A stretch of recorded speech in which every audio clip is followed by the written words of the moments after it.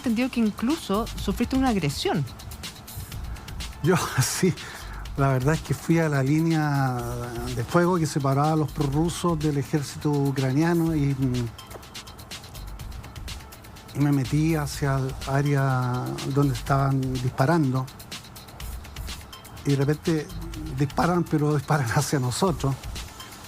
Y yo siempre pienso que en la medida que te ven como periodista no te van a disparar, cosa que es bastante estúpida, pero bueno, esa es la que yo pensaba. Entonces avancé con el camarógrafo explicando dónde estaba y por qué estaban disparando, y que, en fin. Y en definitiva, hay unos soldados ucranianos que avanzan sobre mí disparando. Y al final el camarógrafo me dice, hay que correr, en medio de garabato, qué sé yo.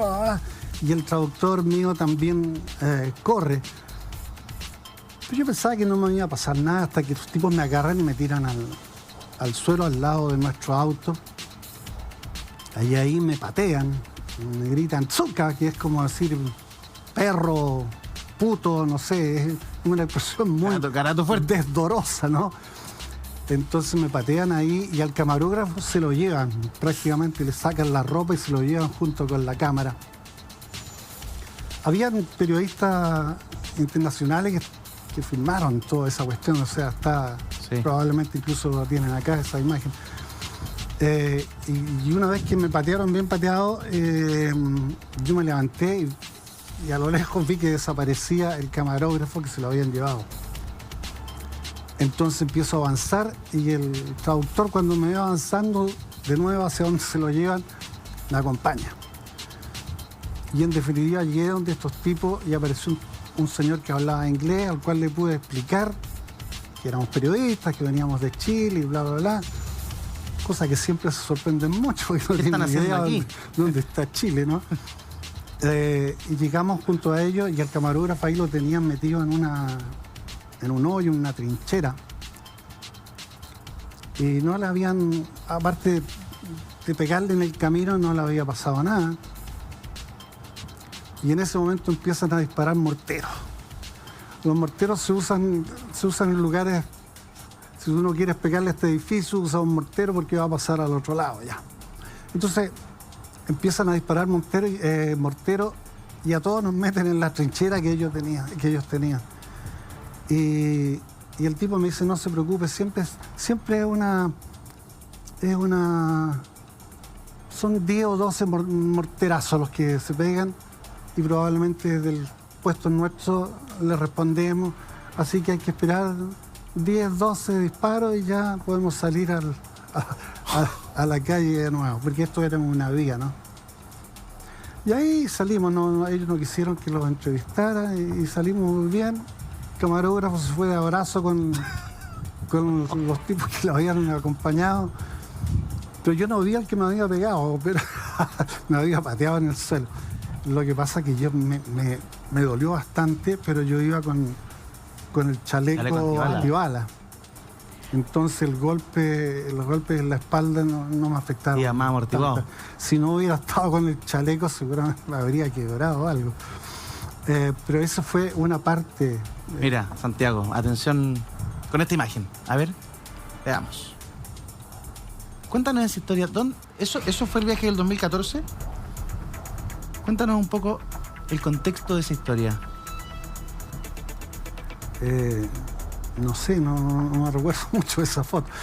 Pero el contexto es que yo fui primero a Donetsk y logré meterme por abajo, por un puerto que se llama Mariupol. Sí. Entré finalmente a Donetsk y vi lo que había pasado. Esto fue después, 1 mes o 2 meses después de lo ocurrido en Maidán, en que los prorrusos sentían que se había instalado un gobierno de derecha, fascista, a consecuencia de esta manifestación masiva popular. Y ellos decidieron independizarse de Ucrania.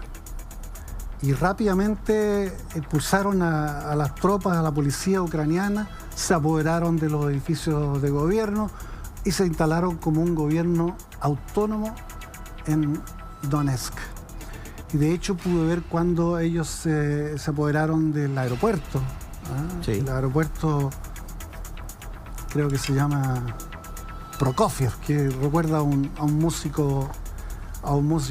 Y fue una imagen bastante tremenda también porque era un enfrentamiento en las calles, o sea, los tipos corrían, disparaban y desde el aeropuerto disparaban también. De repente empezaron a evolucionar un par de aviones del ejército, de la aviación ucraniana, ¿Ya? que disparaban contra los tipos que estaban sitiando el aeropuerto, que definitivamente después cayó en manos de los prorrusos, que prácticamente esa fue la última parte, la última zona que el ejército ucraniano pudo mantener, porque después prácticamente se desplomó y los ucranianos debieron hacer un nuevo cerco, alejado más o menos unos 25 kilómetros de Donetsk. Santiago, yo sé que la Julia te lo preguntó fuera del aire, pero ¿te dan ganas de estar allá ahora? Porque te escucho hablar con esa pasión y del recuerdo de los reporteos anteriores. Y pienso, y me imagino que la gente de la casa debe pensar lo mismo. O sea, ¿qué está haciendo Santiago Pavlovich en Chile y no está en Ucrania reporteando esto, informándonos de esto? Bueno, yo no soy el que decido, entonces... ¿Pero te gustaría? Alguien decía, a mí me encantaría, y si estuviera solo y no tuviera un contrato o que me hubieran echado al canal, me habría pagado un viaje para ir, estar allá y reportear, inclusive con un teléfono. Ahora hay una serie de tecnologías nuevas que permite que tú puedas hacer un reportaje en el lugar en que estás. Es que además tú has seguido la historia. Tú estuviste el 2014 allá, le has seguido la historia a Ucrania precisamente y todo este conflicto entre los ucranianos y los prorrusos. De hecho, hay una información que el presidente ucraniano, ¿no?, Zelensky, firmó una solicitud para la entrada de Ucrania a la Unión Europea. Y cuando tú estuviste en Ucrania, había muchos ucranianos que salían a la calle precisamente para solicitar que la Unión Europea los incluyese. Es que esa fue la causa. La causa de esta gran rebelión popular en Maidán fue que el presidente de entonces, Yanukovych, rechazó la idea de integrarse a la Unión Europea, a la comunidad europea, ¿ya? Y optó porque tenía que unirse a la comunidad con Rusia. Y la gente lo que quería, especialmente en esta suerte de 50, 60, 70% del país que es pro-occidental, lo que quería era vivir junto con los holandeses, los polacos y toda la gente que había salido de la esfera soviética, porque hay que recordar que cuando la Unión Soviética se disolvió y se desplomó el comunismo en la Unión Soviética, quedaron libres para seguir su propia senda Lituania, Estonia, Latvia, Hungría, Rumania, Moldava. O sea, quedaron una serie de países libres que pertenecían históricamente a la cultura centroeuropea, que habían estado más conectados o habían sido dominados en algún momento por el imperio austrohúngaro.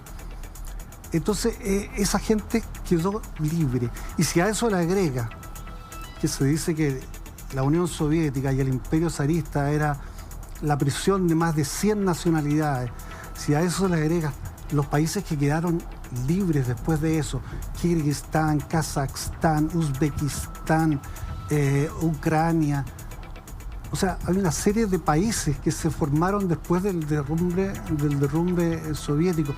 Todos esos países no fueron solicitados por la OTAN o por la Comunidad Económica Europea. Ellos pidieron integrarse a la Comunidad Europea, primero a la Comunidad Económica Europea y después a la OTAN, porque sintieron que la única manera de defenderse de este enorme poder que era Rusia era aceptando el paraguas de la OTAN.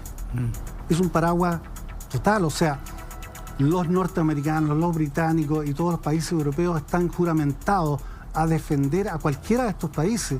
Lituania es un país chiquito, de 3 millones de habitantes, Latvia lo mismo, Polonia es un país relativamente grandote, claro, 40, 50 millones de habitantes, pero ellos requirieron el estar en la cultura europea, en el centro europeo, acoplarse a Europa, acoplarse a los sistemas democráticos que existían en Europa y al mismo tiempo al paraguas atómico que te brinda eso. O sea, en este momento los lituanos, los polacos, los rumanos, todos esos saben que ellos pertenecen ya a la OTAN y que Rusia no puede entrar, porque eso significa que si atacan a un país de la OTAN, toda la OTAN va a entrar a defender a esos países. Por eso que en este momento están fluyendo más equipos militares, más fuerzas letales, digamos, o equipamiento militar a esos países. Y saben también que llegado el momento de una guerra, incluso una guerra atómica, van a ser defendidos por fuerzas atómicas de Francia, de Estados Unidos, de Gran Bretaña, en fin, de los países más poderosos de Occidente que tienen armas atómicas. Y en ese contexto, Santiago, entonces esto que el presidente ucraniano Zelensky firme esta solicitud para la entrada de Ucrania a la Unión Europea, ¿tiene algún futuro o es algo más simbólico? Bueno, eso es, yo creo que es más bien simbólico, porque llevan 8 años tratando de entrar a la Comunidad Europea. Y es muy difícil. ¿Por qué? Porque ellos tienen el peso de lo que ha planteado Putin desde hace muchos años. O sea, que él no va a aceptar, que ellos no van a aceptar que Ucrania sea parte del escudo defensivo de la OTAN. Ellos te lo han dicho una y otra vez y Putin lo ha señalado, dice, ¿ustedes aceptarían que nosotros instaláramos cohetes nucleares en la frontera con México? ¿Ustedes aceptarían que nosotros colocáramos baterías de misiles nucleares en la frontera de Estados Unidos con Canadá? No. Ustedes lo que están haciendo al tratar de instalarse en Ucrania es ponerse en la frontera misma, poner poner cohetería atómica. Sí. Y claro, en este momento hay países en los cuales Estados Unidos está instalando, no baterías atómicas, pero está instalando misiles de defensa antiaérea muy importantes, como en Polonia, por ejemplo. Es un tema que para los rusos, pero particularmente para Putin, que tiene este sentido casi zarista de la historia, es muy importante. Es decir, hey, no me pueden tocar en la frontera, no pueden entrar prácticamente a mi casa. Esta fue mi casa. Claro. Ucrania fue parte nuestra, nosotros es parte de nuestra sangre, están nuestros hermanos ahí. Hay un discurso bien emotivo que es curioso, un tipo tan frío como Putin, pero en el fondo te está diciendo algo que tiene bastante fuerza también. Por lo tanto, yo veo que difícilmente Europa lo va a hacer, aunque hay que reconocer que ahora Europa está más unida que nunca con los norteamericanos, cosa que antes estaba como estaba en una situación laxa, una situación que a nosotros no nos va a tocar, y de repente sienten que Rusia los puede tocar y que está invadiendo un país muy grande, y le importa un comino lo que puedan decir el resto del mundo. O sea, el riesgo, la jugada, la carta que tiran los rusos, una carta realmente desafiante. Fue tanto el desafío que Europa simplemente lo está aceptando. En este momento los suizos dejaron de ser neutrales, o sea, están participando en las sanciones contra Rusia, y prácticamente no hay ni una voz disidente en esta historia, ni una. Santiago. Mientras que en Rusia tú tienes voces disidentes, tienes manifestaciones, pocas, porque realmente es una dictadura, y la policía cuando te saca la cresta te la saca, o sea, claro, te pegan con todo, ¿no? Y se bloquean medios y todo. Pero con todo, hay rusos que han salido a protestar porque les parece que es una bellaquería que estén atacando a gente que de alguna manera son de tu propia raza, son parientes, es su lengua. Muchos de ellos están conectados con ucranianos, están casados o viven en distintas partes de Ucrania.